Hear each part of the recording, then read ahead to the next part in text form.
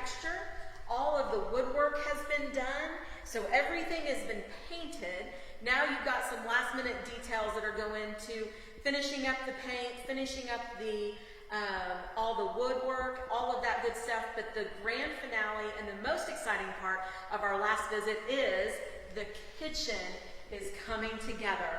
Look at that. You've got cabinets, you have the backsplash, you have the countertops in, and the island is all in as well.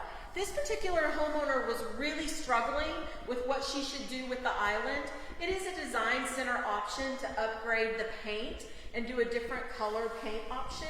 She really struggled with the decision on this, but as you can see, this is going to be a great decision on her part.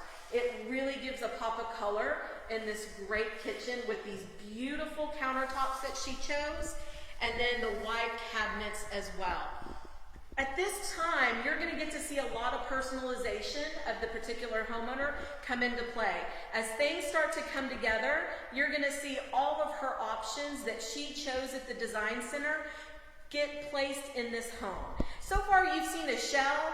Now you're going to get to see a product of the particular homeowner and all of her wants and needs for her new home.